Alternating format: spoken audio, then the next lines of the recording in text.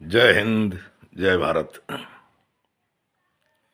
મિત્રો, આજે તમને લાગશે કવિરાજ રોજ જય માતાજી કહે છે ને આજે જય હિન્દ, જય ભારત. તો ભારત પણ માતા છે. મિત્રો, ગઈકાલે હું છે ને સમુદ્ર કિનારે થોડો મન અશાંત હતો. દરિયા કિનારે એક નાનો એવો ટીલો, ધોરો આપણે કહીએ, એના ઉપર બેઠો ભગવાનનો ત્યાં બેઠો બેઠો સ્મરણ કર્યો, હનુમાનજી મહારાજનો. સામે સમુદ્ર, ઝાડી, વનસ્પતિ, માણસોનો કોલાહલ બહુ ઓછો, વાહનોનો ઓછો. ત્યાં બેઠા બેઠા મને 35 વર્ષ પહેલાં બનેલી એક ઘટના યાદ આવી. આ બધું આકસ્મિક બનેલું અને મને આપણા દેશની આર્મી છે, BSF છે, નેવી છે, એરફોર્સ છે, એમાંથી કંઈક અનુભવ થયા હોય તો આપની સાથે શેર કરતો રહું છું. જ્યાં જ્યાં સારું દેખાય ત્યાં શેર કરું. આપણને એમ થાય કે આપણે આખો ભારત દેશ નિરાંતની આવી ઠંડીમાં, ગરમીમાં, વરસાદમાં નિરાંતની ઊંઘ લેતા હોઈએ, પોતાને સુરક્ષિત, સેફ ગણતા હોઈએ. એની પાછળ કેટલી બધી મહેનત કરવી પડે છે. આપણે આરામની ઊંઘ લઈએ એના માટે કેટલા અને કોણ જાગતા હોય છે. મિત્રો, એની મારે એ 35 વર્ષ પહેલાં બનેલી જરાક વાત કરવી છે. મિત્રો, એ વખતે હું યુવાન હતો, કારણ કે અત્યારે મને 65 થયા. 65માંથી 35 બાદ કરો તો 30 વર્ષનો યંગ જ કહેવાઉં. મારે ગાય ખોવાઈ ગઈ. ગાયને 2-3 જગ્યાએ ગોતી, ન મળી. એક દિવસ વિચાર કર્યો, કીધું આ સમુદ્ર કિનારે બેટ છે, ટાપુ, એમાં જોઈ આવું. વહેલો ઉઠ્યો, હાથમાં કુવાડી, અને દિવસ ઉગ્યા પહેલાં તો બેટમાં પહોંચી ગયો. ભાઈ, ગાય તો ન મળી, પણ બેટમાંથી બહાર નીકળતો હતો ને, અને એમાં થોડીક જ દૂર BSFની એક પોસ્ટ. એ પોસ્ટના ટાવર ઉપર રાતના સંતરી ન ચડે, દિવસના ચડે.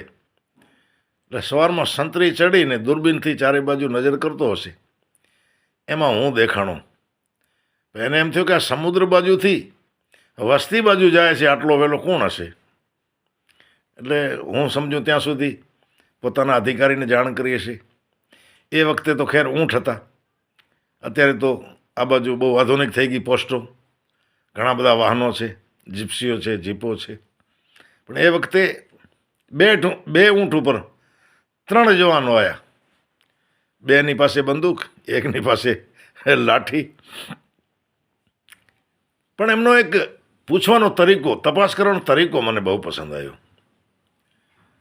એમણે સૌથી પહેલાં તો મારી પાસેથી કુવાડી લઈ લીધી, અને આપણે જેને કહીએ ને તલાશી, ઝડતી અમે કહીએ, ખીચા બધા ચેક કર્યા. એ વખતે હું બીડી પીતો, એટલે શિવાજી બીડી ને બાકસ. એટલે તરત એ લોકોએ વાંચ્યું કે મનમાં સમજ્યા છે કે બીડી તો હિન્દુસ્તાનની છે.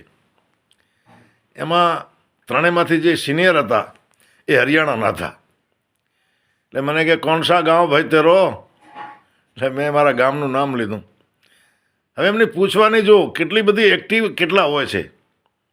એમની પાસે એક રજિસ્ટર પડ્યો હોય, એમાં પોસ્ટની આજુબાજુના ગામ, કયા ગામમાં કોણ સરપંચ છે, કોણ ઉપસરપંચ, કેટલા સુધી નિશાળ છે, આ બધું નોંધેલું હોય, અને બધાને મૌખિક યાદ હોય. એટલે મેં મારા ગામનું નામ લીધું. એટલે મને પૂછ્યું, તેરે ગાંવ કે સરપંચ કા નામ બતાવો. એટલે એ વખતે અમારે ચુનીલાલ મકવાણા સરપંચ હતા. પછી કહ્યું કે તમારે ઉપસરપંચ ડેપ્યુટી કા ક્યાં નામ હે? તે અમારે દલપતજી મહારાજ હતા ડેપ્યુટી. એમને સંતોષ થયો કે આ માણસ છે તો આ ગામનો છે. ખેર પછી પૂછ્યું, કહાં ગયા થા ભાઈ? મેં વાત કરી કે સાહેબ આવી રીતના ગાય આવી નથી, 2-3 દિવસો થયા, ગોતવા માટે ગયો હતો. એટલે મને સાથે લીધું, ચલો આગે ચલો. પોસ્ટમાં લઈ ગયા. એમના જે અધિકારી છે એની પાસે રજૂ કર્યો. એમણે જે પ્રાથમિક પૂછપરછ કરવાની હતી કરી. સંતોષકારક એમને જવાબ મળ્યો. કારણ કે એ લોકો તરત એમ જ પૂછે કે ગામની વસ્તી કેટલી, કેટલા સુધીની નિશાળ છે તમારા ગામમાં, કેટલા શિક્ષકો છે, એમાં શિક્ષકોના નામ યાદ હોય તો બતાવો. એ લોકોને બધા મોઢે જ હોય. એ નવી કોઈ પણ કંપની આવી હોય ને, સૌથી પહેલાં પ્રાથમિક આજુબાજુના વસ્તી વિશે જ જાણકારી વધારે રાખતા હોય. એટલે મેં વાત કરી કે સાહેબ ગાય આવી નથી, આજે 3 દિવસ થયા. હવે બનેલું એવું કે ગાય જે છે ને એ બીએસએફની પોસ્ટની બાજુમાં જ બેઠેલી. એ લોકો પાણીએ પાય અને કોઈ વધ્યો ઘટ્યો હોય, કોઈ રોટલી વધી હોય કે શાક વધ્યો હોય એ એને ખવડાવે. એટલે ગાય માતા તો મજેથી ત્યાં બેઠા હતા. એટલે મને કહ્યું કે લાલ કલર કા હે ક્યા? મેં કીધું હા સાહેબ વહી હે, वो हमारे पोस्ट के पीछे बैठी है, जाओ लेके जाओ. એટલે મિત્રો મને એમ થયું કે આપણે નિરાંતની ઊંઘ લઈએ અને આ લોકો કેટલા જાગતા હોય, કેટલા સંકટ વેઠતા હોય, ચોમાસું હોય, ટાઢ હોય, ઉનાળો હોય. ખરેખર એમને પ્રણામ કરવા જોઈએ, એમને નમન કરવો જોઈએ. એટલે ગઈકાલે થોડો મન અશાંત હતો ને એ જ જગ્યાએ હું જ્યારે ગયો ત્યારે મને 35 વર્ષ પહેલાં બનેલું આ ઘટના મને યાદ આવી કે ખરેખર આપણે ભાગ્યશાળી છીએ કે આપણને આવા રક્ષકો મળ્યા છે. એ દિવસથી પહેલેથી એમના પ્રત્યે જે આદર હતો, માન હતો, એ મિત્રો બમણો થઈ ગયો. આજે પણ ક્યાંય આર્મી, બીએસએફ દેશ સેવા કરવાવાળાને જોઉં ને તો જય હિન્દ કીધા વગર હું ક્યારેય નીકળતો નથી. એ લોકોને જય હિન્દ સર હું કહું જ છું. તો આપ પણ દેશભક્ત છો, ક્યાંય મળે તો એમને આદર સત્કાર કરજો. તો આજની મારી નાનકડી આવી વાત આપને કેવી લાગી શેર કરજો, કોમેન્ટ કરજો. જય હિન્દ.